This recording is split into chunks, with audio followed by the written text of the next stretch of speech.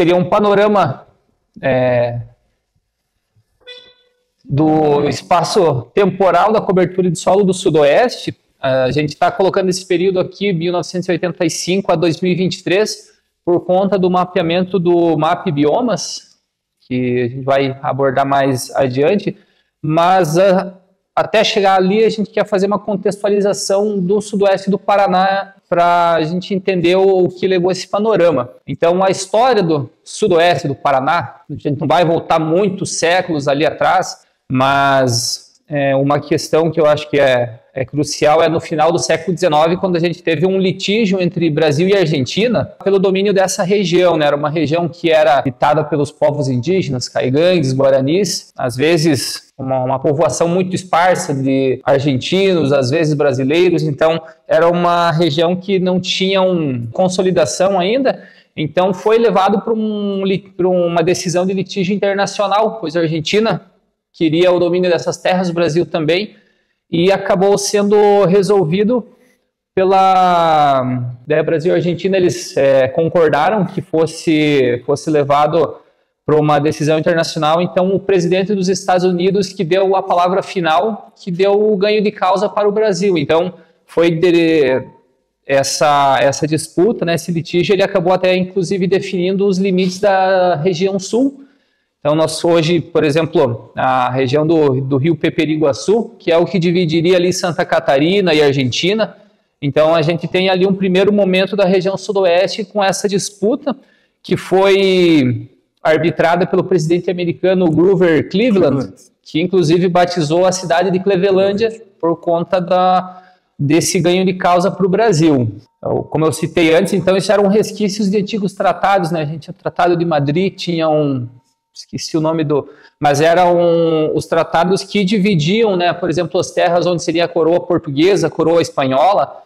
Então, como não se tinha ali uma precisão do mapeamento geográfico, então ficava-se incerta essas divisas. Então, nesse primeiro momento que a gente tem ali a definição das fronteiras do sul e que a gente tem aqui o início da formação da região sudoeste do Paraná. Primeiro um litígio internacional, depois uma disputa dentro do território brasileiro entre o estado de Santa Catarina e o estado do Paraná, que foi resolvida pelo STF no ano de 1916, que daí então definiu as divisas estaduais entre Paraná e Santa Catarina. Pulando aqui a partir do ano de 1916, a gente pula algumas décadas ali, vamos daí para a década de 40, que é onde vai iniciar a intensificação da ocupação do sudoeste do estado do Paraná.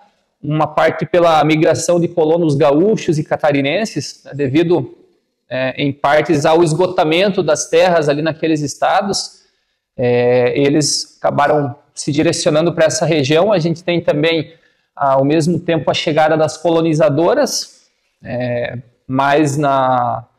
aqui na região de Francisco Beltrão, a mais conhecida, a CAN, Colônia Agrícola Nacional General Osório, que fez parte, ele foi do governo Vargas para iniciar essa colonização dessa região, né? Era uma região esparsamente povoada, a gente não tinha nenhum processo assim de ocupação. Então, nos anos 40, como outras no Brasil, então iniciou esse processo da ocupação do sudoeste.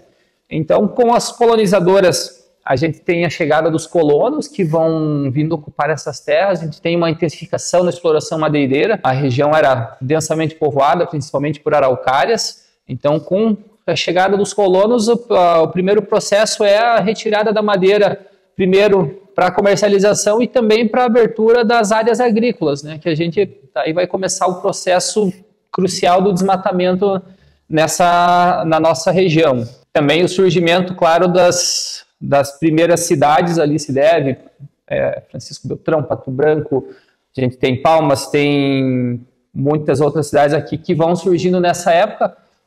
Um ponto por conta dos colonos que vieram chegando, outro das colonizadoras. Uma parte da atuação das colonizadoras de se chamar a atenção a Cango, como a gente conheceu. Temos a Citla também, que era um grupo colonizador privado, que era ligado também ao grupo Lupion, no governo do estado, Moisés Lupion também, que foi, digamos assim, teve uma atuação bastante negativa na época, ligado ao Grupo Lupion e ao PSD, o Partido Social Democrático, que nós conhecemos até hoje. Nesse processo, o estado estava muito mais direcionado para fazer essa ocupação fundiária aqui do estado, para fazer a regularização. Então, a gente já tem, nesse primeiro momento, uma negligência das questões ambientais, né? A gente tinha os códigos florestais vigentes na época, contextualizando ali, para a época, eles seriam adequados, porém, os governos não tinham esse interesse, né? A gente até estava discutindo antes, que o interesse mesmo era no desmatamento para ocupação, para a implementação da agricultura. Então, código florestal, qualquer questão ambiental é deixada de lado justamente em benefício dessa ocupação. Aí entra também a exploração madeireira. A gente teve no início aquela exploração para a retirada da madeira, para abertura de áreas agrícolas, mas também a madeira foi muito explorada por outras empresas. Algumas empresas madeireiras exploraram muito a araucária. Então a gente passou de uma região do país que era talvez a maior região no mundo com a presença de araucárias, que foi explorada até praticamente seu esgotamento, outras espécies nativas, cedro, imbuia, canela, enfim, madeiras nativas consideradas nobres foram exploradas. Essas áreas que foram sendo derrubadas, em partes eram já direcionadas para a agricultura, outras partes a gente vê no futuro que elas viraram a silvicultura. Então, aquelas serrarias, antigamente eram serrarias que se instalavam em uma região, explorava a madeira ali até praticamente seu esgotamento, depois iam se transferindo.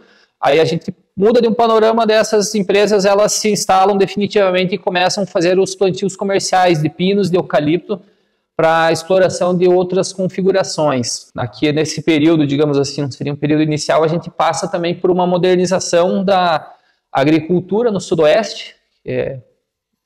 Já declaro em partes que eu explorei um pouco do trabalho da professora Roseli, para tirar algumas informações aqui.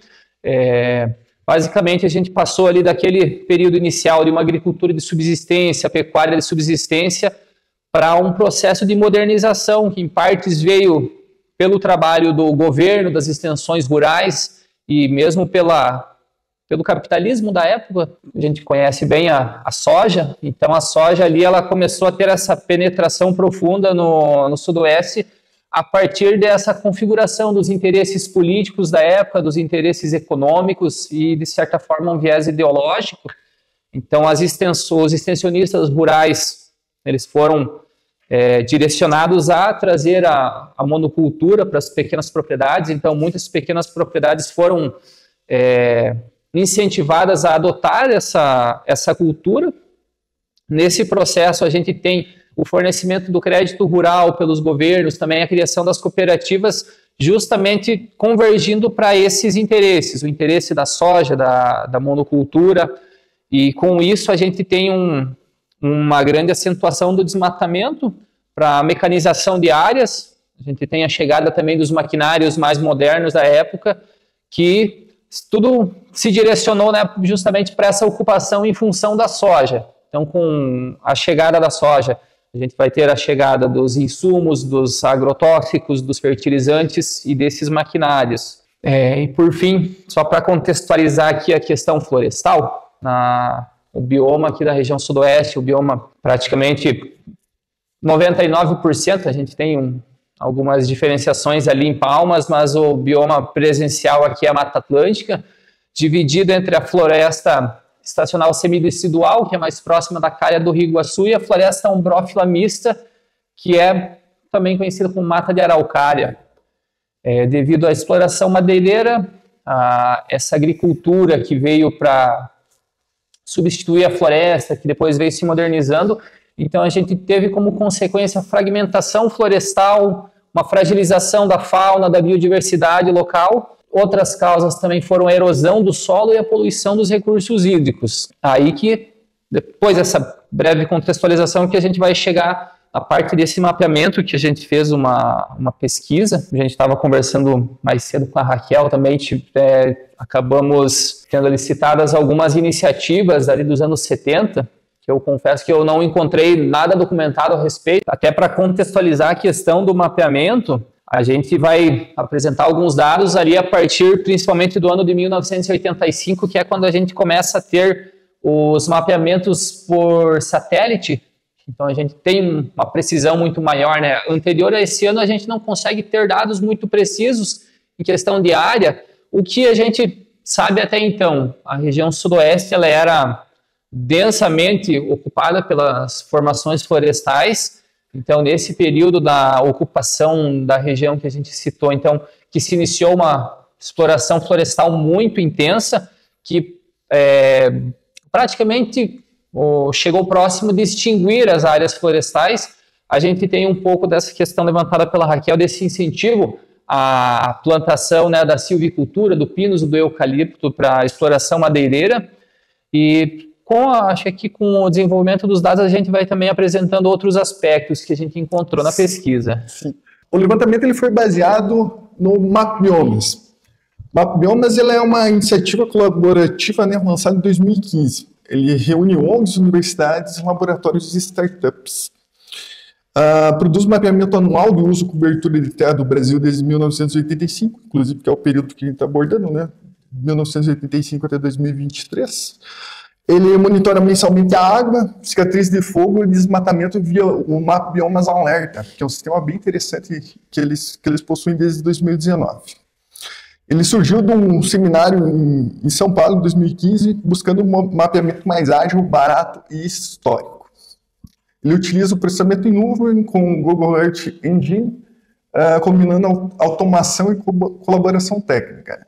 É uma plataforma aberta, escalável, e é aplicado em diferentes contextos. A missão deles é gerar conhecimento sobre as transformações do território para a conservação, manejo sustentável e enfrentamento das mudanças climáticas. Quanto aos aspectos metodológicos, eles utilizam as imagens do Landsat, que é a resolução de 30 metros. Ela, basicamente, a imagem ela tem um pixel, né? Cada pixel dessa imagem ela representa um espaço de 30 metros por 30 metros. Portanto, cada quadrado representa 30 metros, cada pixel representa 30 metros no mundo real, né?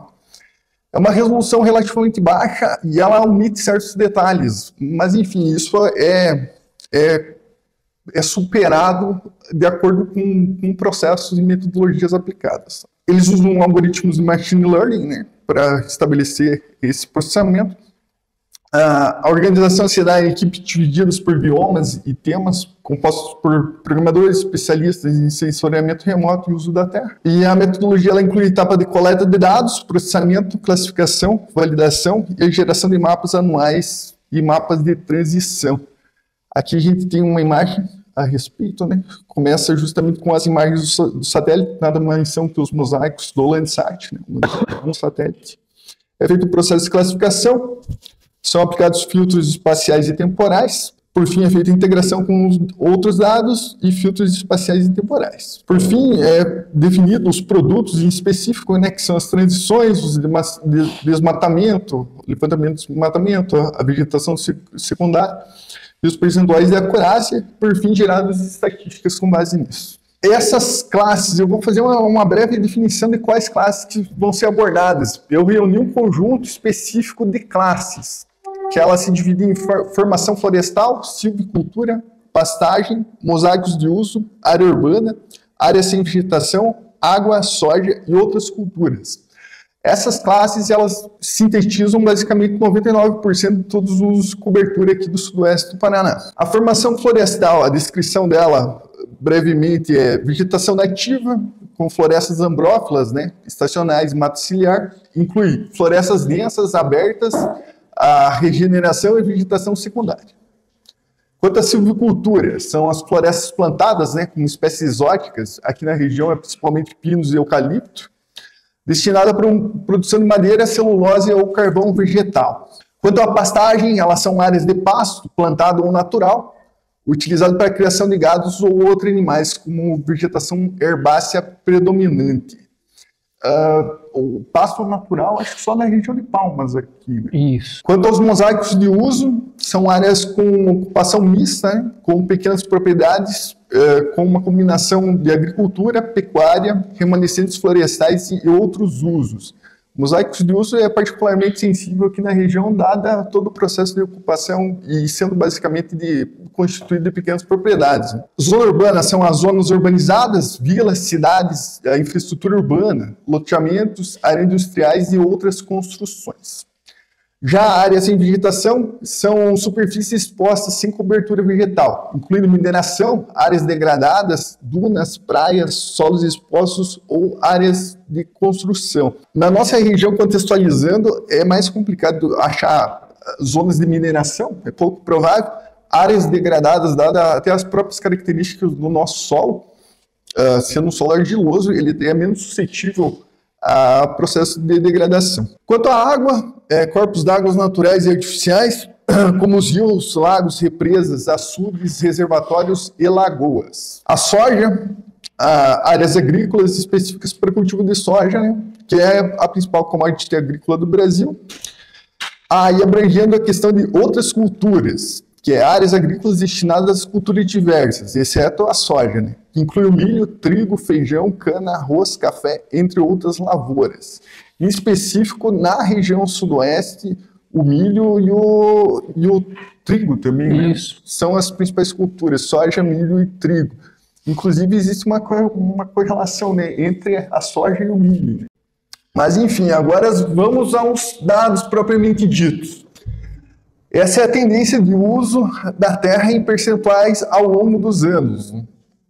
Aqui a gente tem, acho que a se destacar a nossa formação florestal. Em 1995 a gente nota uma queda significativa até os anos 90. 95 continua o processo de queda, se estabiliza, reduz a intensidade da queda. Por fim, tem uma leve recuperação até os dias atuais. Já a soja, a gente vê um crescimento vertiginoso dos anos 85 até 90, estabilizando e tendo uma pequena queda entre 2000 e 2005 e crescendo de maneira significativa até o período atual. Tem um padrão bem interessante aqui que eu identifiquei, que é o padrão de uma guitarra. Que vocês podem analisar, que ela constitui aqui e aqui. Vou até mostrar para vocês, só para ilustrar. Olha só como parece o padrão de uma guitarra. Os demais usos a gente pode abordar. Esse gráfico é um pouquinho complicado. Vamos para o próximo gráfico, que eu acho que vai ficar mais claro. Esse aqui é o gráfico que ele parece um pote de sorvete, né? Um pote de sorvete napolitano. Aqui a gente tem nosso morango, nosso creme e nosso chocolate. Chocolate meio verde, né? Chocolate com menta. Provavelmente. Só que o problema aqui é que esse nosso morango ele tem gosto de glifosato, porque aqui é a soja. Olha só o tamanho dele, dá a significância da área da soja em si. Aqui em cima a gente tem as outras culturas e a gente pode notar como a soja ela vai meio que suprimindo todas as demais culturas, né, se expandindo. Né? Esse gráfico representa de uma maneira bem bacana isso. Aqui a gente tem nessa linha do meio a questão do crescimento urbano, que em números absolutos ele não é tão significativo, mas o Sudoeste cresceu basicamente 3 vezes a questão da área urbana desse período de 85 a 2023, que é muito significativo. Eu queria até ter feito um levantamento de uma média nacional paranaense a respeito disso, mas eu acho que é significativo até em nível nacional. Aqui a gente pode ver uma estabilização aqui da questão do mosaico de uso aqui, com uma leve tendência de queda. Aqui a gente tem a questão da pastagem também mantendo relativamente estável, com uma breve tendência de queda acentuada. E por fim, aqui a nossa formação florestal, né? Como já estava descrito no gráfico anterior, a gente tem uma queda significativa até 95, processo de estabilização, e agora uma retomada em si. A gente tem... É interessante observar aqui que talvez no apanhado dos dados absolutos pode representar que a formação florestal, assim, a queda não foi tão drástica, tão acentuada. Uhum. Porém, mais para frente a gente fez uma breve análise município a município que a gente compreende que a questão dessa supressão florestal ela foi bastante acentuada aqui no Sudoeste. Uhum. Se quiser voltar aquele gráfico de linhas, é interessante a gente reparar como o crescimento da soja ele foi bastante exponencial. Acho que ele foi de 85 para até 2023, acho que é mais de 200%, não é? 253%. Da área ocupada pela soja. E a gente percebe como a soja, ela em boas partes, ela substituiu as áreas de formação florestal, substituiu também áreas de outras culturas, até mesmo áreas de pastagem, a gente encontra substituição justamente para o plantio da soja. Uhum. Então, fazendo essa primeira, uma análise preliminar, né, com base nesses gráficos, a questão é uma análise por classe em si.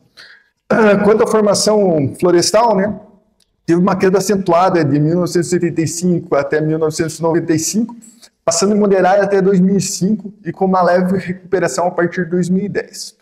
Já a silvicultura ela apresentou um crescimento acentuado e constante ao longo dos anos. A pastagem teve uma redução significativa, especialmente após 2010. Quanto ao mosaico, né, as áreas de uso misto, teve uma redução gradual, porém menos acentuada que a pastagem. Já a área urbana, um crescimento contínuo, quase triplicando no período, que era o que eu estava comentando. A área sem vegetação, ela apresentou um crescimento constante, embora com valores absolutos baixos. A água, a gente teve um leve aumento, provavelmente devido a reservatórios ou expansão hídrica. Questão de construção de açudes, principalmente. E principalmente reservatórios de usinas hidrelétricas. A gente tem no Sudoeste também uma presença bem grande de PCHs, assim, que são... Verdade. São usinas que não têm um impacto tão grande como uma grande usina hidrelétrica, porém elas, eu creio que localmente, assim, o impacto delas com o aumento de reservatório ali, ele vai... Nos corpos d'água ele vai ter uma grande influência também. Uhum. Esse é um assunto até para outro momento. Sim. Quanto à soja, ela teve um crescimento explosivo e contínuo, que é também a principal mudança do período, a mais significativa. Eu acho que até que em questões percentuais, a gente pode colocar aqui que a soja, ali no início do monitoramento, ela cobria uma área de praticamente 9,9%, né, do Sudoeste paranaense, Uhum.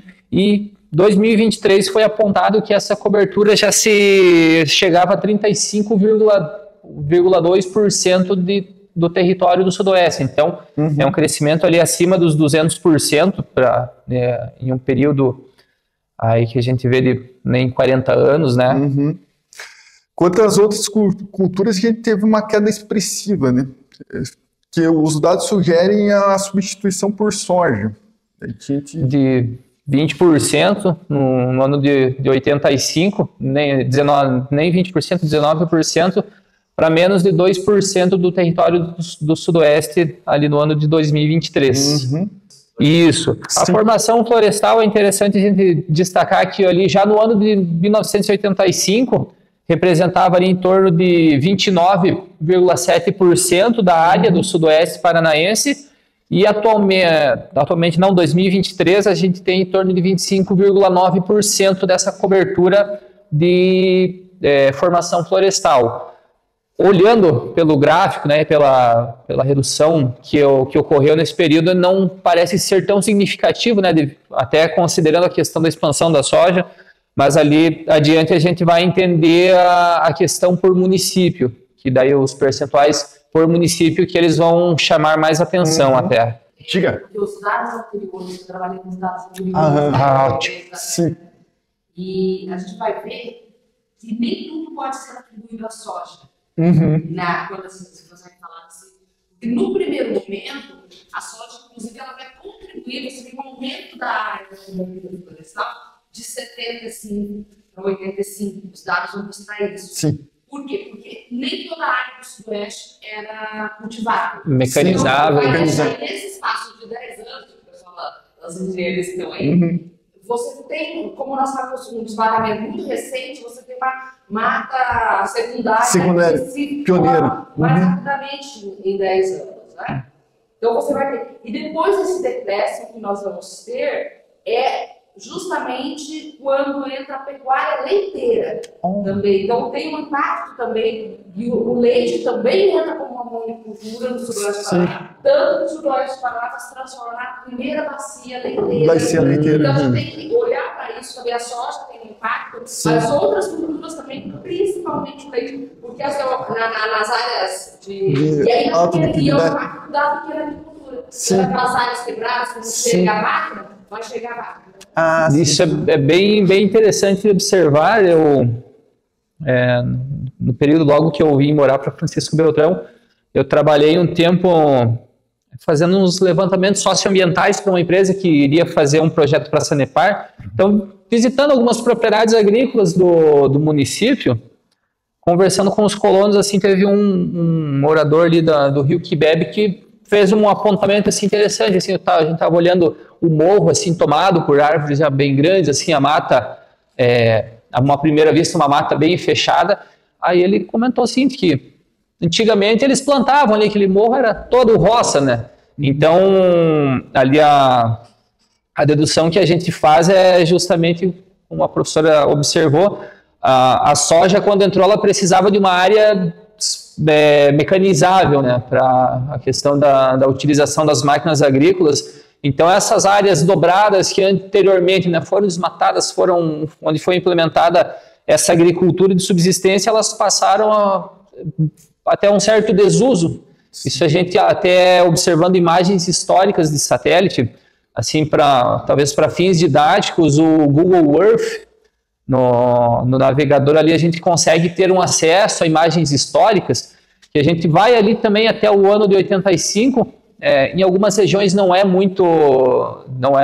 tem uma boa resolução, mas a partir dos anos 2000 a gente consegue encontrar áreas que a gente vê ali, que tem uma capoeira, tem uma pastagem, que à medida que a gente vai avançando nessa análise, ela vai demonstrando que ali a floresta cresceu. E justamente, precisamente apontado pela professora Roseli, que a gente percebe que tem algumas áreas em que a agricultura era presente, elas foram entrando em desuso justamente pela dificuldade de se trabalhar com um maquinário mais tecnológico que a mecanização, né, trouxe aqui para a produção agrícola. Isso mesmo. Não, quanto a essa questão, a gente estava discutindo até a necessidade de a gente conseguir estipular qualquer idade da determinada formação florestal.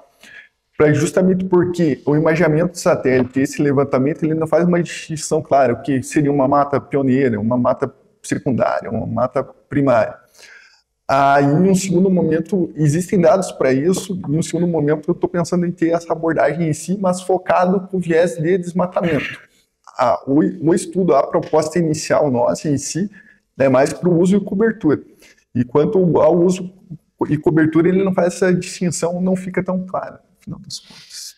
E até é interessante a gente trazer isso em outro momento, né, que é a questão, né, as florestas secundárias, elas não têm digamos assim, aquela qualidade ambiental das florestas nativas, né? Questão de sequestro de carbono, questão de fornecimento de serviços ecossistêmicos, uma floresta secundária, ela teoricamente é muito mais pobre que as florestas que existiam anteriormente. Apesar que o sequestro de carbono, quando a floresta ainda está crescendo, ela é maior do que uma consolidada em si. Mas, enfim, existe a possibilidade de a gente fazer um levantamento de carbono no Sudoeste. Eu defini 3 indicadores para a gente ter uma visão mais sintética a respeito dos valores levantados, né?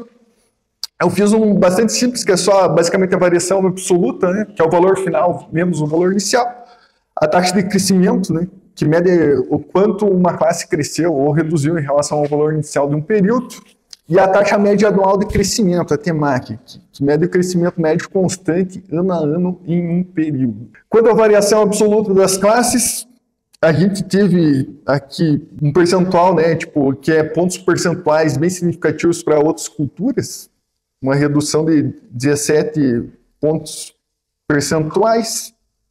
Já a soja, a gente tem um acréscimo, né, um crescimento de 25 pontos percentuais, que são os números mais relevantes aqui, de maior destaque. Perda significativa também para o mosaico de usos, assim como o crescimento da silvicultura, como a gente já levantou nos gráficos, inclusive, e um decréscimo de praticamente 4 pontos percentuais das formações florestais. Aqui a gente observa também o crescimento da área urbana, só que a área urbana em si, ela num viés... Ela é relativamente pequena mesmo, só que ela teve um crescimento de cerca de 3 vezes, né? Não é grande significativamente a nível de área, mas o crescimento dela é significativo. Agora a taxa de crescimento das classes. Aqui a gente pode notar que outras culturas tiveram uma taxa de crescimento de redução, na verdade, de 90%. Já a soja, como a gente estava apontando, que é um crescimento gigantesco de 253%, né? A água, advindo provavelmente dessas características, dessas barragens, né? Teve um aumento de 31%. Área sem vegetação, a gente teve um crescimento muito significativo também, mas ela, em números absolutos, não representa muita área, no caso. Área urbana, 169, né? Como a gente estava discutindo. Mosaico de uso, a gente teve uma redução, assim como a pastagens. Silvicultura teve uma taxa de crescimento bem significativa também. E a nossa formação florestal com um decréscimo. Agora, quanto à taxa média anual de crescimento, né? A gente tem as outras culturas reduziu, né, 6,12%. Já a soja teve um acréscimo de 3,38%, mais significativo, assim como a área sem vegetação. Silvicultura também teve um acréscimo. A formação florestal reduziu em 36% ao ano. Assim como o mosaico de usos decresceu 95%, um ponto praticamente por cento ao ano. Agora vamos a uma análise descritiva mais detalhada, né, a respeito dos indicadores por classe de uso, no caso. Vamos começar com a formação florestal. Ela caiu de 29,81% para 25,97%, né? Queda de 3,84 pontos percentuais. Taxa de crescimento praticamente negativa, né, de 13%. A TEMAC ficou em negativo 36%, mostrando que uma perda progressiva, porém moderada, de áreas florestais, indicando desmatamento contínuo, mas não explosivo, né? Quanto à silvicultura, ela cresceu de 0,68% para 4,32%, aumento de 3 pontos percentuais e meio, basicamente. Taxa de crescimento foi de 535,29%. A TEMAC cresceu 4,99% ao ano, indicando forte crescimento da silvicultura, que é as florestas plantadas como pinos e eucalipto, principalmente. A pastagem reduziu de 13 pontos percentuais para 11, 12 pontos praticamente, queda de 1,23 pontos percentuais. A gente teve uma taxa de crescimento negativa, né? No caso, decresceu 9 pontos percentuais e meio.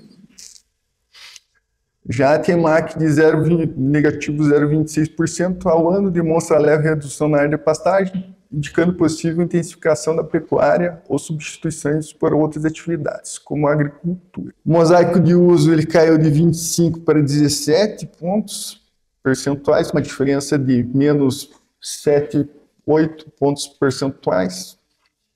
A taxa de crescimento, né, reduziu, na verdade, um número negativo em 30%. A TEMAC ficou em negativo 95%, basicamente 1%, ao ano exibindo forte redução no mosaico. áreas heterogênicas, né, como a gente já comentou, como agricultura, pastagem e vegetação secundária. Uma das hipóteses, né, que isso reflete a conversão para usos mais definidos, como a agricultura, por exemplo, a soja ou expansão urbana. Já a área urbana, ela aumentou de 0,42% para 1,13%, um acréscimo de 0,71 pontos percentuais. A taxa de crescimento é de expressivos 169%.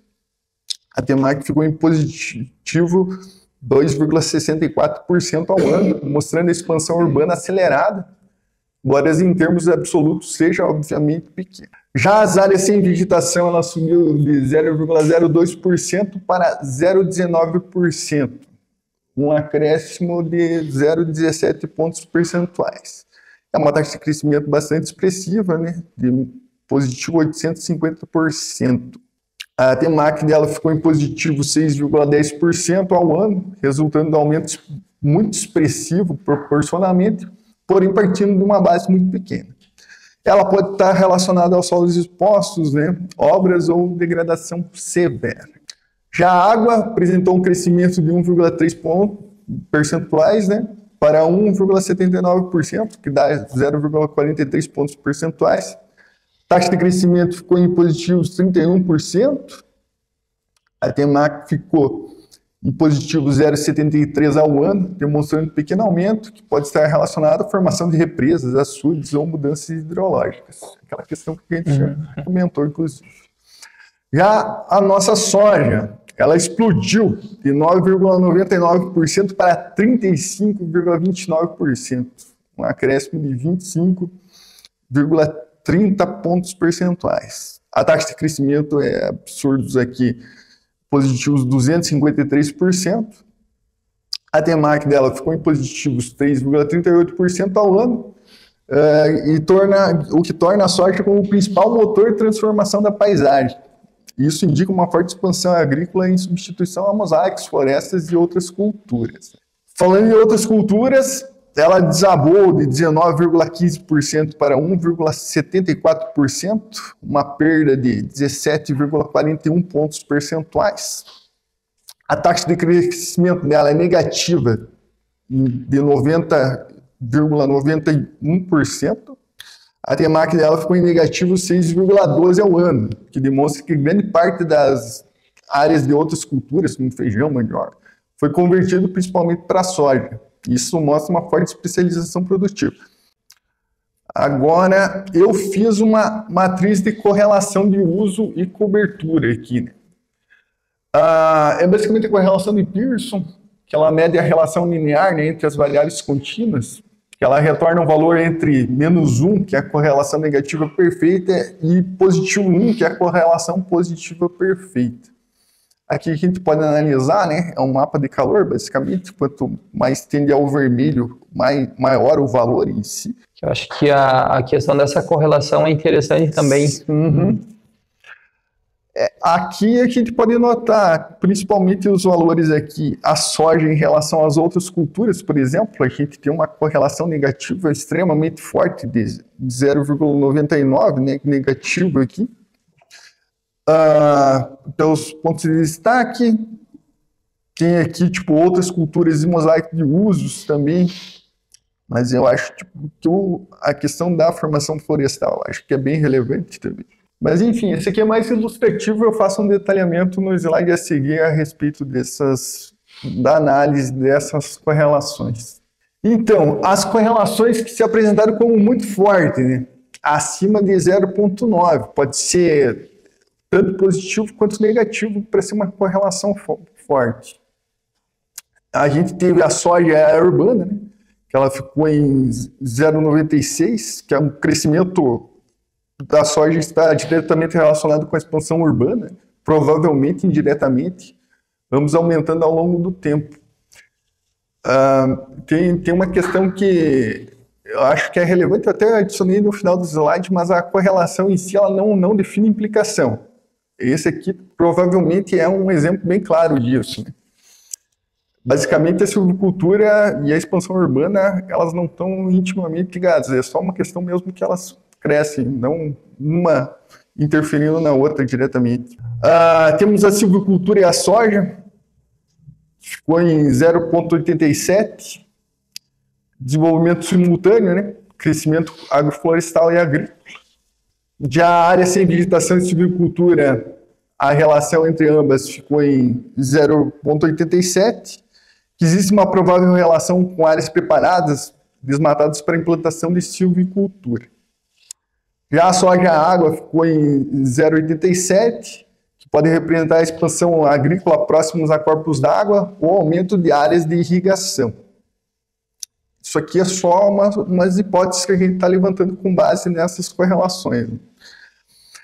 Tem a área urbana e a água, ficou em 0,82, crescimento urbano também associado à proximidade com corpos d'água, é uma das hipóteses.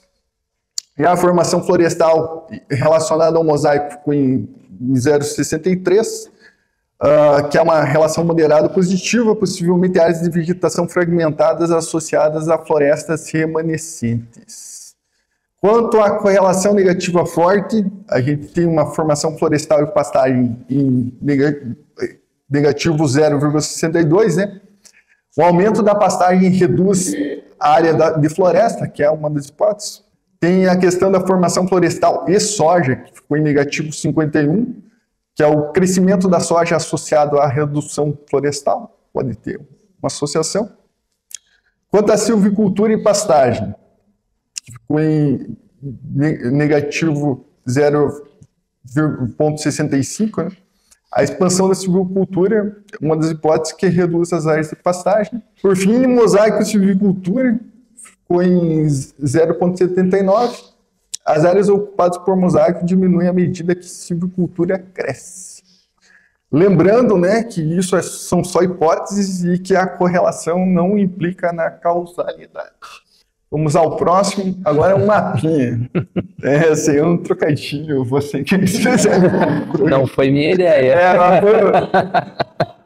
Eu tive essa brilhante ideia ontem que eu estava às 11 horas da noite. Mas, enfim, como bom geógrafo, tem que finalizar com mapinha, né? Infelizmente, você não vai criticar meu mapa, né? Eu fiz ontem, estava cansado. Tá bom, os geógrafos aqui, por favor. Olha aí. Na verdade, não é um mapa, na verdade. Né? Tá faltando alguns elementos. Mas, enfim. É uma figura. Mas eu queria botar um mapinha para fazer um trocadilho. Mas, enfim. Aqui eu fiz o levantamento do percentual do município em relação à totalidade da região. Que é uma questão muito relevante que a gente estava discutindo hoje mesmo a respeito. Que é o quanto, por exemplo, tipo, que Coronel Domingos Soares, Palmas, Mangueirinha, Chopinzinho também, eles têm uma participação muito significativa no total da cobertura florestal do Sudoeste. E ele meio que distorce os dados, eles são o que a gente chama de outliers, dentro de uma análise tipo, macro, regional mesmo. E aqui eu tentei expressar isso listando justamente os 5 maiores municípios aqui com uma formação florestal percentual em relação ao total. A gente tem o Coronel Domingos Soares aqui com 16%, Palmas com 12%, Mangueirinha com 6%, Chopinzinho com 5,5% e Clevelândia com 4%. Que são os 5, percentualmente, os 5 mais relevantes quanto à formação florestal. Já os 5 menores tem Piau de São Bento com meio ponto, assim como Boa Esperança do Iguaçu, Cruzeiro do Iguaçu um pouco a mais, meio ponto, e Saudade do Iguaçu com meio ponto também, praticamente Sulina com 0,7% de participação. Aqui demonstra uma necessidade de a gente ter talvez uma abordagem específica por município, talvez, para a gente levantar, fazer um diagnóstico quanto ao uso e cobertura do solo em específico por município. Outra questão relevante também, eu acho que é a gente analisar, né, principalmente tipo, o percentual em relação ao município em específico, ou talvez remover esses esses municípios que são muito discrepantes, fazer uma análise distinta para cada um. Talvez seccionar, né, os municípios, levando...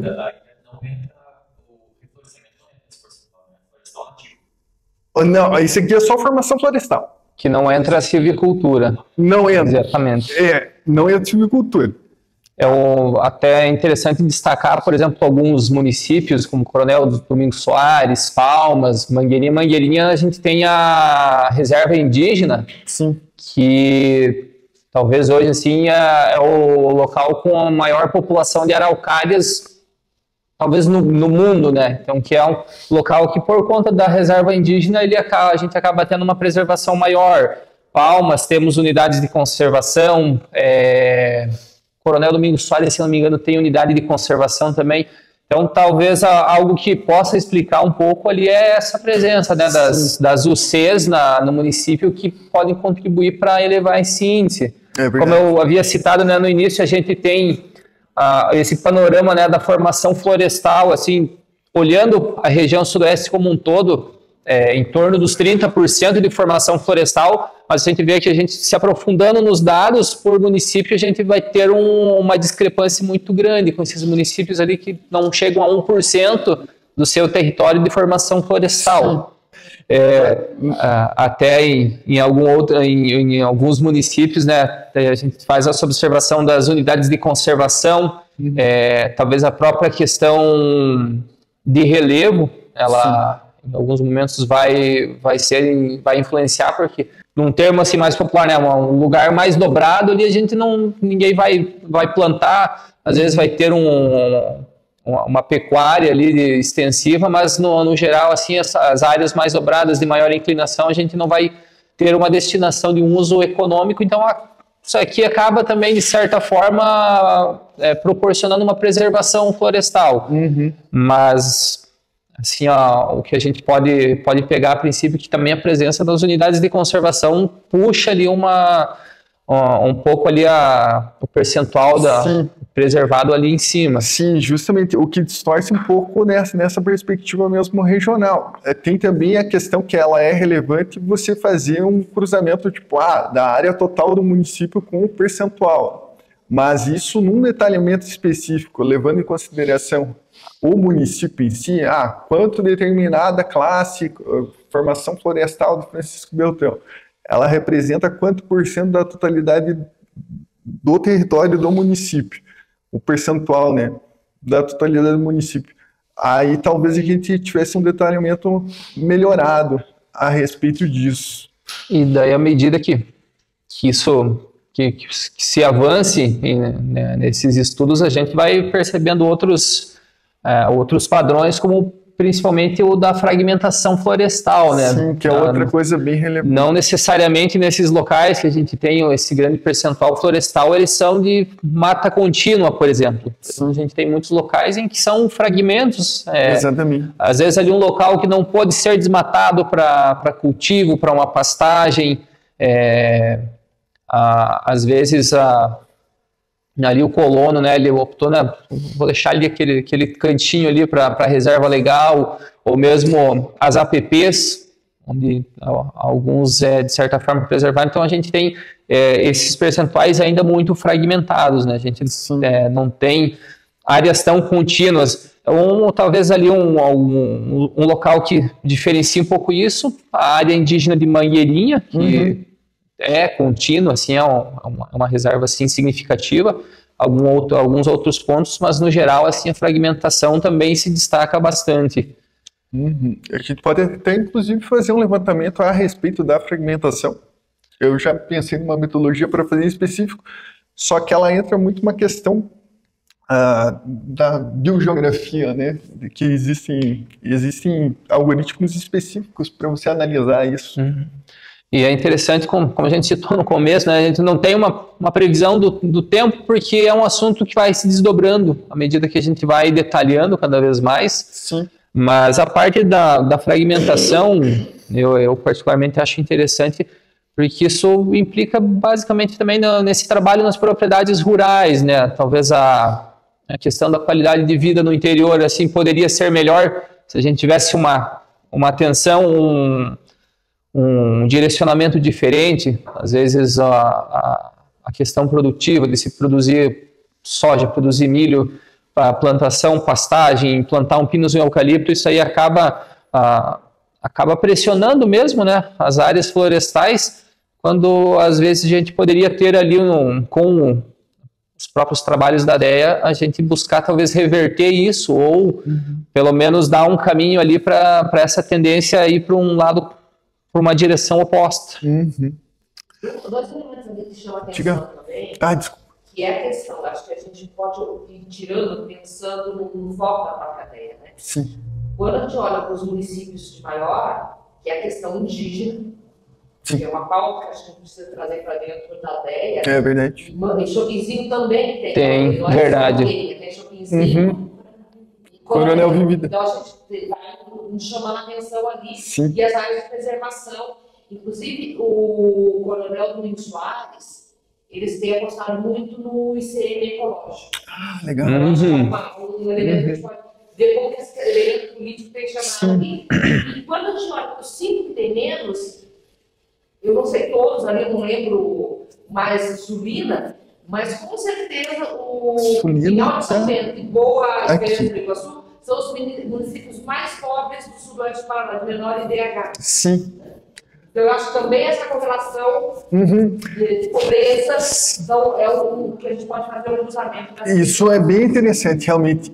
Tem também a questão de área territorial mesmo, que eu abordei, que talvez seja relevante, mas a gente pode cruzar mesmo esses aspectos socioeconômicos. O área não significa necessariamente que vai levar um desenvolvimento.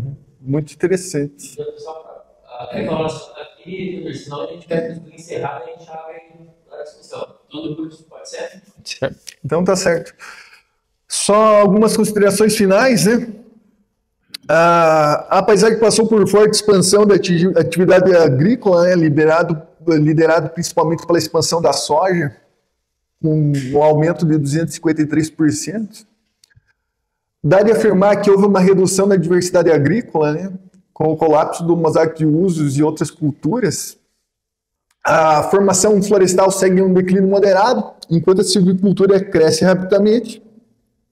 As áreas urbanas e sem vegetação cresceram, mas ainda são pequenas em termos absolutos. A soja é o principal vetor da mudança, refletindo a expansão agrícola voltada para commodities. São vários aspectos ali para a gente considerar. A questão que a própria professora Roseli levantou, né, que a gente não pode atribuir 100% ali a responsabilidade à soja, né, mas acho que o ponto, né, que ela liderou isso ali também é significativo. Alguns dados, só algumas observações. Por exemplo, a gente tem em algum momento ali aquela observação da redução das pastagens, mas a gente também tem uma substituição ali em alguns termos, que a produção leiteira, ou mesmo a produção da pecuária de corte, ela migrou bastante para o confinamento, né? Então, que passou a depender menos da extensão de área, então ali que gerou essa atividade do impacto bem concentrado dos confinamentos. A gente vê às vezes o gado de confinamento que ele não caminha, não pisa no solo, fica ali naquele piso, fica de fato confinado a vida inteira, ou pelo menos a vida considerada produtiva ali de uma vaca leiteira, ou mesmo a produção ali de um gado de corte. Então eles não têm a técnica ali, não tem essa necessidade de área. Temos, estava lembrando aqui, nos anos 2000 a gente teve também um crescimento ali da silvicultura bastante voltado para naquele consórcio com a avicultura, né? Com ali um aumento da instalação dos aviários na região sudoeste. Isso aí trouxe também bastante a necessidade do fornecimento de madeira para o aquecimento, que também teve um aumento do plantio do eucalipto, principalmente. Isso, claro, agora trazendo um pouco assim de uma visão pessoal, lembro na minha infância de ver muitas áreas assim, até mesmo áreas de lavoura, tá? O pessoal tinha plantação de soja, plantação de milho, plantar aquele eucalipto justamente apostando num boom da demanda. Então, muitas áreas ali, elas foram substituídas, a gente até observou no próprio gráfico ali, por um período, um decréscimo ali na área plantada de soja, mas lembro também, né, que essas áreas que se tornaram ali produção de eucalipto, quando esse eucalipto foi sendo colhido, foi sendo destinado, devido ao aumento muito grande da área plantada, ele teve uma queda no preço, então não se tornou interessante. Muitos colonos apostaram ali no enriquecimento por meio do eucalipto. Então, devido a uma grande área plantada, na oportunidade que eles iam fazendo essa retirada, essa destinação, essas áreas voltavam a ser cultivadas. Então, muitas áreas que passaram pelo plantio de eucalipto voltaram a ser lavouras ou mesmo pastagens depois desse período. E isso só expressa a necessidade que existe de você cruzar, né, dados econômicos, socioeconômicos, com esses dados de levantamento de uso e cobertura do solo, que eles por si só, eles não conseguem afirmar muita coisa, tudo que é muito baseado muito em hipóteses em si. A gente precisa fazer esse cruzamento para a gente ter uma visão melhor do que é o real, né? A gente sempre vem em busca de uma verdade sobre isso, mas o que os dados nos dizem é isso a princípio. E agora a gente já possui o levantamento de dados por todos os municípios e é passível de fazer esse levantamento mais detalhado a nível de município, como expressei, que seria um trabalho futuro. A questão do ICMS ecológico é muito interessante. A gente já se debruçou sobre a questão do ICMS ecológico aqui na região, que eu acho que é relevante. A própria questão das áreas de conservação, a gente fazer um cruzamento com a questão da cobertura da área florestal, a gente deduzir isso para saber o impacto e a importância. Outra coisa que a gente pode abordar no trabalho futuro é justamente a questão do desmatamento, que existem dados específicos, né? E a própria questão da idade da nossa cobertura florestal, que eu acho que, eu também já expressei, né? Eu acho que existe uma necessidade de a gente saber qual que é a idade desses remanescentes florestais que a gente tem, dessa cobertura florestal que a gente tem. Então, acho que é isso. Obrigado. Acho que agora vamos abrir o microfone. Obrigado, gente. Essa questão da água, né? Que aumenta muito o volume ali, mas que na verdade, na realidade do dia a dia do Sudoeste, a gente sabe que tem várias comunidades que o município está puxando água, levando água de caminhão para as comunidades. Por exemplo, aqui em Jacutinga, inverno e verão, a prefeitura puxa água. E existe possibilidade de você fazer o levantamento deixando de fora as represas? A questão da água em si, obviamente não sou especialista, mas é que, tipo, caso não é falta, é só mais distribuição, mais gestão, basicamente, né? A questão aqui que aparece no mapeamento é mesmo, a gente pode dizer, o espelho d'água, né? Que é o que vai aparecer as represas ali, então, ali criou-se uma represa ali por uma PCH, ele tem esse acréscimo ali no mapeamento, né? Mas ele não tem nenhum reflexo, né, na questão da água que a gente vai... a água do consumo humano, por exemplo. Por sorte que tem um especialista aqui, cara. É isso que eu ia falar. Na verdade, ali, o número é significativo, né? Mas não significa que a qualidade seja adequada também em qualquer lugar de consumo. Então, precisa também de uma análise mais detalhada, né? Não, e é curioso essa questão de carestia de água, né? A gente está numa região que é rica, a nível pluviométrico, é a mais rica do Brasil, acho, provavelmente, né? A nível de chuvas, né? Exceto que a Amazônia, mas faltar água, né? Sim. Teria o pessoal está se inscrevendo, está fazendo uma... Respondendo de perguntas sobre a questão da água também. A represa tem um impacto significativo, inclusive tem impacto no microclima, né, regional, dependendo do tamanho da represa. Mas a questão da água, nós temos um problema que é mais relacionado a nascentes da água do que propriamente a represa, quando se fala um pouco na falta, né? Por exemplo, Jacutinga é um berço de nascentes. Então, assim, a gente tem esse problema da eliminação das vertentes e da não proteção das nascentes da água também. Então, isso também é um impacto mais relacionado a esse tipo de coisa do que propriamente a empresa. O inscrito depende do Clécio, o Roberto Argentina e o Carlinhos. Vocês que eu anotei aqui agora. É só. Não, lá em cima que você aí é só uma constatação, né? Que mostra aí, e pela Instituto também da Agricultura, que esse modelo de especialização do campo, né, puxado pelo interesse do capital dos commodities, está correlatamente direto ligado à exploração e ocupação da nossa região, né? Acelerado a partir dos anos 90 ali, e que o Estado também cumpre um papel muito forte nisso, em políticas públicas, a destinação do crédito agrícola, né, foco nessa questão das monoculturas e algumas correlações que a gente mostra aí, que os dados vocês mostraram, que a questão soja com a ocupação da cidade, nós mostra isso também, que a redução da população do campo expulsa para o modelo agrícola, né?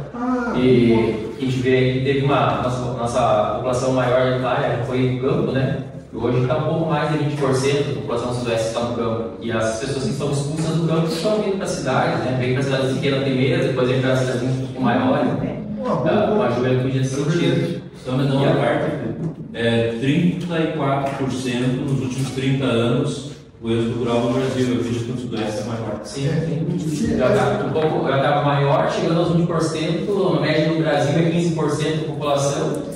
E o projeto do campo é que tem menos gente ainda. Temos um país da Argentina, se não me engano, está com 7% da população do campo, próximo disso, né? E a questão da água, né? A gente vê uma certa expansão de água, que acho que é muito em função da represa da geração de energia, mas essa água que tira a floresta, né? Não é uma água que vem relacionada à preservação florestal e das fontes que ela quer ouvir, né? Então as usinas vêm cobrindo áreas que eram florestais, né? Expulsando inclusive famílias daquelas áreas para ir para outros locais, algumas que estavam até saindo do campo. Então essas correlações que eu vi aqui, mas muito mudado, e acho que você traz isso com uma preocupação muito grande, que esse modelo de especialização do campo, indo contrariamente à questão da soberania da região, da produção de alimento, né? Dessa riqueza que está sendo concentrada também. Clécio. Entrou no tema da água, daí eu fiquei pensando que quando chegou nessa relação com a água, a captação da água para consumo humano. Né? Se essas áreas de decréscimo florestal, não sei se já tem estudo sobre isso, talvez já tenha, se essas áreas onde se capta essa água, por exemplo, Francisco Beltrão, no caso, onde é a principal captação dessa água e como que a zona de reflorestamento diminuiu a produção da soja, o uso da agrotóxicos, se isso teria, se a gente poderia chamar isso de um conhecimento poderoso de informação, seja para uso social nosso, né, de divulgação da ideia. Depois eu quero falar sobre esses elementos, para outra questão também eu gostaria. Mas se isso seria possível também de fazer esse estudo, essas áreas que foram sendo desmatadas e a proximidade dessas áreas com a captação da água. Eu não sei se já tem estudo sobre isso. Não sei se especificamente, né, desse tema, mas eu acho que dá para direcionar também no estudo. Né? A gente tem uma captação, né, que é para o abastecimento público, que fica ali no bairro Marrecas, né, a captação principal. Temos em alguns locais da cidade poços artesianos também, então, ele dá uma difundida um pouco ali na pena. Atualmente tem um mestrando da UniOeste que ele está fazendo um trabalho de análise dos sedimentos e água na bacia do Rio Marrecas, que especificamente o Rio Marrecas, né, então ele não vai abranger sim região sudoeste, mas que é interessante. Ele está próximo ali de fazer a qualificação, então ele fez análises, coletas nos sedimentos, tanto no Rio Marrecas antes dele passar por Francisco Beltrão, após a captação, após também, a gente tem uma situação no Rio Marrecas que é o lançamento do esgoto tratado pela Sanepar, a gente tem a passagem do rio por dentro da cidade, então ele fez ali um levantamento amostral, mais de 20 pontos de coleta, basicamente só que mais voltado para a presença dos metais na água. Então ali eu acho que a gente vai ter, a partir de que ele consolidar o trabalho, a gente vai ter também bastante material para se debruçar em cima, que eu debatendo com ele, a gente vê que a questão da água, ela, economicamente falando, assim, não tem o interesse assim, de políticas públicas, mesmo a própria sociedade, assim, a gente não vê uma cobrança assim. Por exemplo, vamos atrás ali, vamos exigir ali uma análise completa dessa água para a gente saber se a água que a gente está tomando é de uma qualidade boa ou indicada. Se às vezes você chegar em uma propriedade rural e falar para algum colono, um produtor, você fala, não, vamos fazer uma análise aqui da água da tua nascente e ver se não tem agrotóxico. Felipe, qual seria a resposta? Então, às vezes muita gente até quer inclusive até fechar os olhos para a questão. Então acho que é fundamental o trabalho aqui da associação nisso, dessa mobilização da própria comunidade para desenvolver, criar o interesse da comunidade na questão da qualidade da água, ou mesmo a gente abordou bastante aqui a parte da formação florestal para a própria comunidade ter interesse, né, para ir atrás desse conhecimento. Tem o próprio Paulo, que era da Associação do Doutor, ele tem um estudo, acho que não sei se foi mestrado ou doutorado dele, sobre a qualidade da água, e o Júlio também orientou alguma coisa nesse sentido. A professora Rosana também tem Aqueles da Ivonete também. Fala bastante. E tem a tese da Chayane, né? Fala do oeste, da contaminação do agrotóxico, Bem apontado.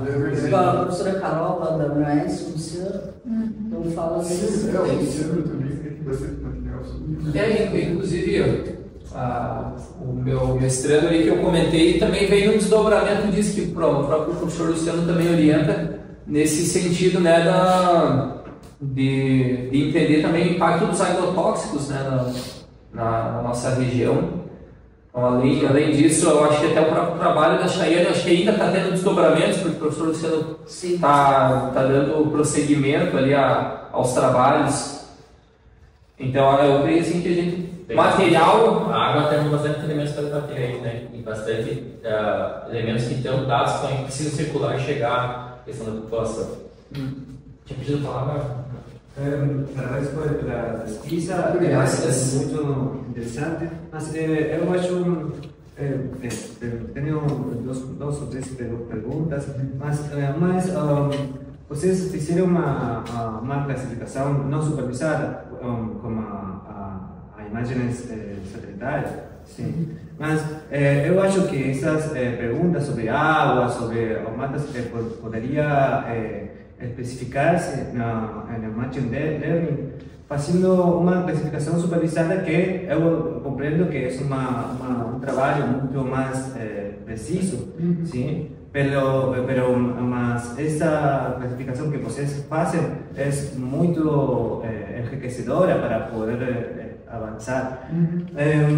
Mas também eu pensava qual é o software que vocês estão usando para a classificação das imagens. Sim. E essas imagens já são pré-classificadas, mas eu posso responder para você. Sim. Elas são fornecidas para nós, basicamente o raster. Você está habituado, eu acompanhei sua palestra, inclusive, lá no MS. Você já trabalhou com arquivo raster, né? Ele já vem classificado. A gente só faz basicamente o filtro. Primeiro que a gente faz o recorte, né? Basicamente, eu fiz um recorte regional, recortei por município, inclusive. Eu baixei arquivos de 85, 90, 95... Mas a classificação de usos, vocês fizeram com agentes de mapiomas? Sim, o mapa biomas basicamente manda para nós. O mapa biomas é interessante, ele virou meio que virou um commodity, o raster de uso cobertura de solo. Eu trabalhei com mapa biomas na Argentina, mas eu acho que este ano, o ano seguinte, eles proponiam fazer a classificação supervisada, tomando pontos na território, mas eu não trabalhei mais porque foi aqui. Mas acho que é o ponto de partida muito interessante dessa situação que vocês mostraram para profundizar a pesquisa. Se pode, essa dúvida de água, vocês podem ter a classificação na software, mas ir a campo e tomar o ponto mas poder melhorar a classificação que o Machine Learning faz é muito interessante. Exato, e existe uma limitação que é própria da tecnologia em si, né? Tipo, a resolução de treinamentos por pixel em si é mais óbvia delas, mas realmente, se você, tipo, ir a campo e realmente verificar aquilo, a problemática é que a gente está no escopo a nível do Sudoeste, que foi a proposta do projeto, e dá todo mundo seria meio complicado. Obrigado. Só para contribuir com a resposta, isso é um grande problema que a gente tem quando trabalha com mapeamentos de precisão. Eu acho que talvez uma das coisas, e eu também posso ajudar nisso, a gente pode selecionar inicialmente os 5 municípios com abaixo, os menorzinhos, né? Que já dá para ver que 3 deles são a Rio Iguaçu, então, que seria mais fácil, porque eles estão próximos a todos. São 3 ou 4 nas áreas naquela área da empresa, eu acho. Sim. E a gente pode fazer esse levantamento, e pode ser também uma atividade, a gente pega, ou Subina, que talvez seja mais fácil, mas a gente pode fazer esse levantamento a campo e talvez, como algo que a gente possa fazer pela DEA, selecionar inicialmente esses municípios, fazer visita a campo, pode ser até falando com a Secretaria de Meio Ambiente de cada município, identificar as áreas que a gente tem para dizer, sim, aqui ainda temos vegetação nativa, ou essa aqui. Então, acho que é bem importante a gente tentar fazer isso, né? Porque não tem como a gente fazer isso com os equipamentos que a gente tem, né? Então, isso seria achei bem interessante a ideia de fazer isso. O interessante aqui desse material que a gente tem é mais a questão didática mesmo, que eu acho que a questão de trabalhar com precisão, a gente vai se debruçar ali, vai ter a necessidade das medições em campo, ou mesmo de uma medição mais aprofundada, mas a utilização didática, principalmente para nós levarmos informações ao público, eu acho fundamental, porque esse trabalho do MAP Biomas já é um trabalho ali que trouxe dados de longa data, né, desde 1985, então é um trabalho que é contínuo, que é desenvolvido, e ele nos dá os dados praticamente de bandeja para nós, né? A gente só precisa trabalhar com eles. Então acho que para isso, para a gente levar para o público,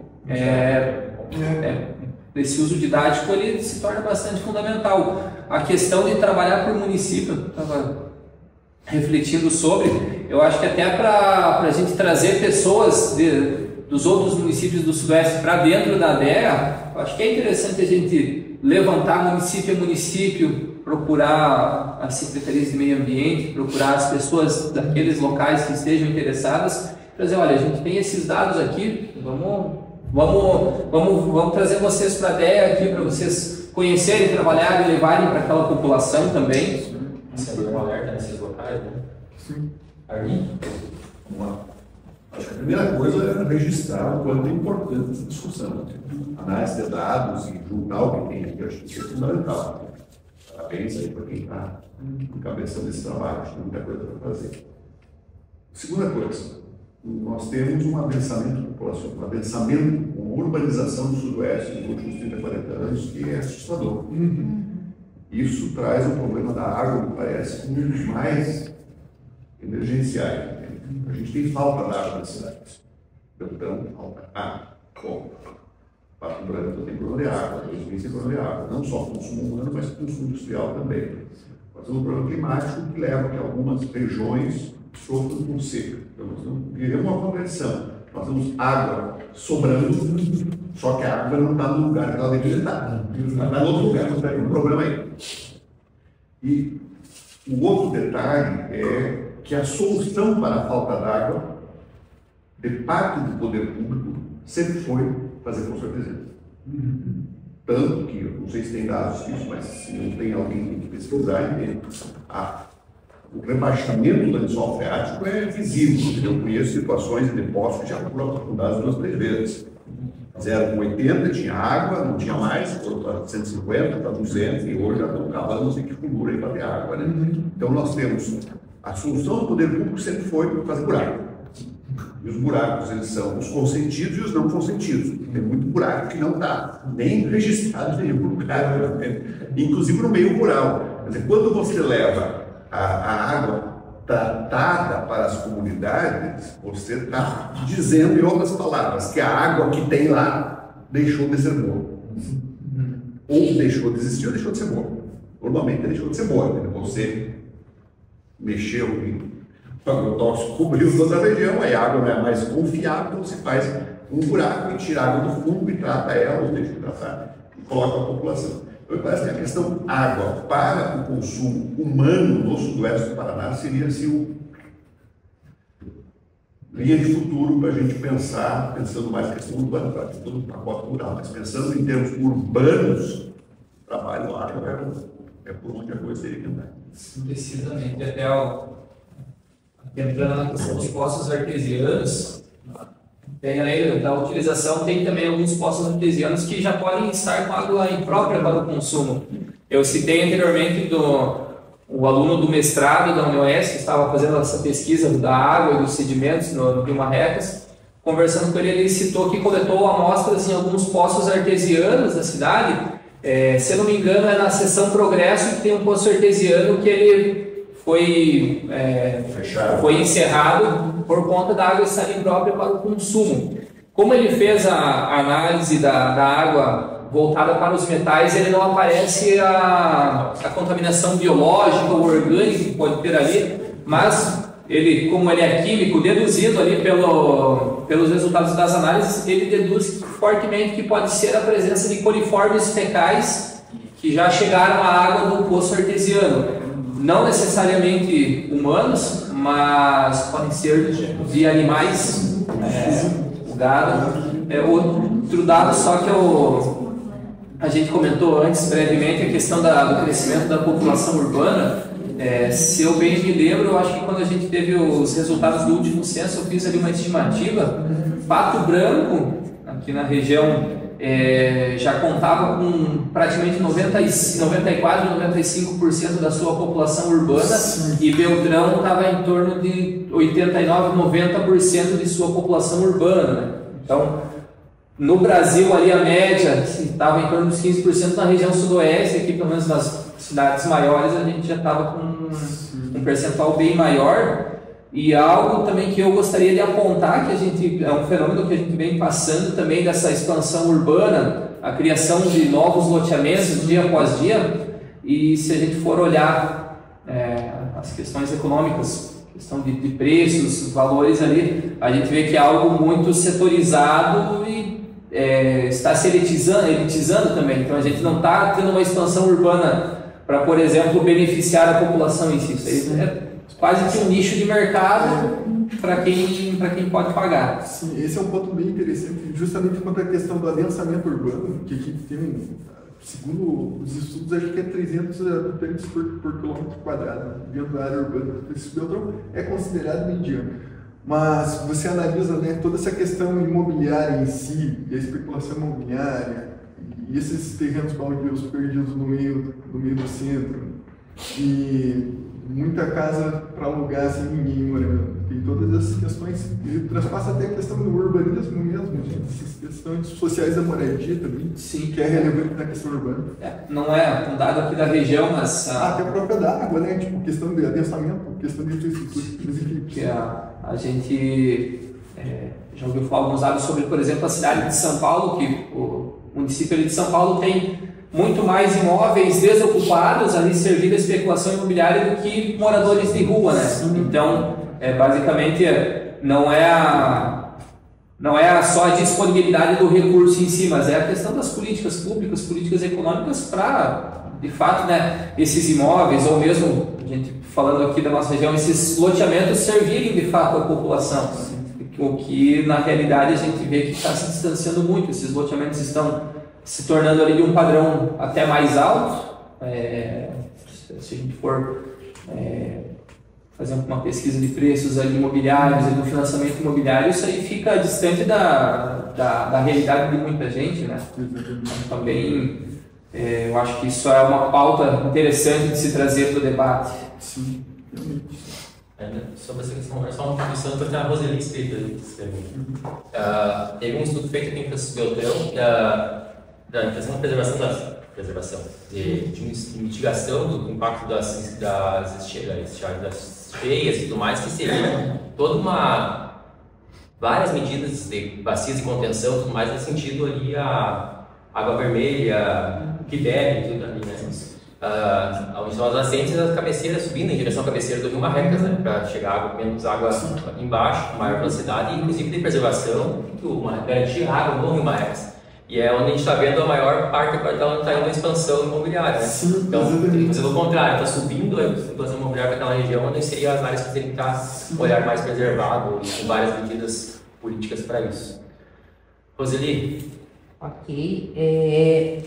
Então, eu fazendo aqui fui fazendo a partir das falas de todo mundo aí, que me parece que uma questão primordial para nós aqui é atrelar com a ciência. Então, nós estamos pensando numa perspectiva de uma associação, né, e que ela tem uma pauta de pragmática, mas ela trazer esse debate da ciência. E nós temos cursos em Francisco Beltrão e no sudoeste do Paraná, de mestrado e doutorado, que eu acho que também o que vocês trazem, uma série de elementos que ajuda a pensar. E tem muita gente que está entrando nos programas de pós-graduação e vão pesquisar o cisco no olho do rato, né?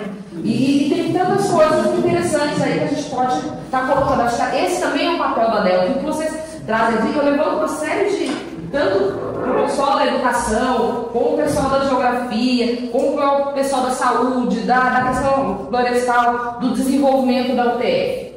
E aí deu os programas de pós-graduação, eu estou citando, né? E aí eu acho que é fundamental, pensando nessa perspectiva também, nós, enquanto associação, trazermos a UTF para esse debate nosso da associação. Que nós temos dois vizinhos que tem um pessoal que faz um trabalho muito interessante, Pato Branco e o próprio pessoal aqui de Francisco Beltrão. Então, eu acho que criar um pouco, também sendo já umas proposições a partir dessa fala de vocês, para a gente avançar na ciência. E também internamente outros cursos além da educação, para fazer uma convite, talvez fazer uma conversa mais formal, né? E aí vocês também vão trazer alguma, dentro desse debate que vocês trazem, nos apontam, e a conversa entre vocês, em determinado momento da fala de vocês vão trazendo alguns elementos técnicos, né? E a conversa com o Luiz vai indicando uma questão, gente. Nós precisamos também pensar em grupos técnicos para avançar na ideia. Né? Nem todo mundo, de repente, vai trabalhar com mapeamento. Outros vão ter um elemento mais dessa perspectiva da educação, enfim. Mas acho que a criação de grupo técnico já se aponta como importante aqui. E aí algumas temáticas que foram falando aqui, que a gente vai tendo também esse horizonte, porque nós também já discutimos que a gente não dá conta do todo. Então, e vocês trazem alguns elementos, e a questão indígena, por exemplo, as áreas indígenas de proteção indígena, que é importante em termos de sudoeste do Paraná, que por vezes a gente não apareceu pouco no nosso debate em Francisco Beltrão, a gente não tem uma relação direta, mas os dados vocês estão ali, o impacto que isso traz para a questão ambiental. E aí lembrando que o Observatório da Questão Agrária do Paraná vai organizar, a partir do segundo semestre, o Atlas da questão indígena no Paraná, né? Um projeto contratado pela Itaipu Binacional. Então, talvez a gente possa olhar alguma coisa nesse sentido aí que está contribuindo. A questão prática também das proteções de nascentes, a questão da água, né? A contaminação, mas falar também da soberania alimentar. Os dados que vocês nos apontam mostram, eu acho que o que mais me choca é isso, essa diminuição dessa diversidade da comida, gente. Porque a gente não come soja. Né? E aí uma diminuição, quando você fala do mosaico dos usos, e acho que isso choca, porque também quando a gente olha, tudo bem, e aquilo que eu falei, não é soja, não é, a gente não pode atribuir tudo isso na conta da soja, mas né? Tá ali o dado da soja, e junto com a soja é uma soja com uso intensificado de agrotóxicos. Então vem junto com ela a contaminação da água, a diminuição, uma série de elementos que a gente precisa estar trazendo aí. E aí pensando nisso, fazendo algumas proposições. Então, pensar alguns projetos específicos, mas trazer isso que nós estamos falando aqui, basicamente, gente, olha o grupo que nós estamos. Né? Todo mundo aqui de estudo superior, né? Temos como a gente leva isso e traduz, aí então pode vir o pessoal da educação para a população, que não vai ficar 2 horas ouvindo e debatendo isso. Então, como a gente transforma isso num material popular para chegar para as pessoas entenderem quando a gente está falando que não é um ataque à soja em si, mas é esse modelo que tem. Então, acho que isso também é um papel nosso enquanto instituição, que pode ser e tem que ser pelas vias das mídias sociais, no Instagram, mas também pensar, gente, no material que eu sempre lembro lá do pessoal, o vizinho do Padre Rico, os nossos agricultores que não acessam as mídias sociais. Eles vão lá e passam muito rapidamente. Então, talvez pensar em materiais de folders, em material escrito, isso talvez vai nos indicar a necessidade, inclusive, de projetos de recurso para fazer isso. Tá? E também para nós aqui, nós que nós já falamos nisso, vamos fazer uma biblioteca com esses materiais, né? Não dá para a gente ficar. E para que as outras pessoas, além de quem está naquele grupo do WhatsApp, possa acessar esses materiais. Uma biblioteca pública, quero água, então quem lá, quem tem interesse, e aí a partir talvez do site da ideia a gente consiga criar essa questão. Tá? E isso também vai nos levar, não neste momento, que eu acho que mas esses estudos para pensar politicamente. Então, fazer proposições políticas, né? Pensar talvez numa conferência, mas não neste momento. Acho que esse é um momento de formação. E aí fiquei quieta, antes que eles coloquem meus parágrafos. Os apontamentos necessários. Eu só ia compartilhar uma coisa. Eu mandei lá no WhatsApp algumas teses que tem da Elis, da Ivonete e da Sheila, né? Tem a Andrade, na verdade, esse material talvez para essa forma, nossa pesquisa mesmo, né? Já tem material científico produzido sobre, a gente pode aproveitar ele. Né? E aí, compartilhando um pouco do que a Orlinha falou, realmente a gente vê na Câmara de Vereadores a quantidade de comunidades que estão pedindo postos artesianos, perfuração de postos artesianos. Teve lá no Luna, por exemplo, que era um programa específico sobre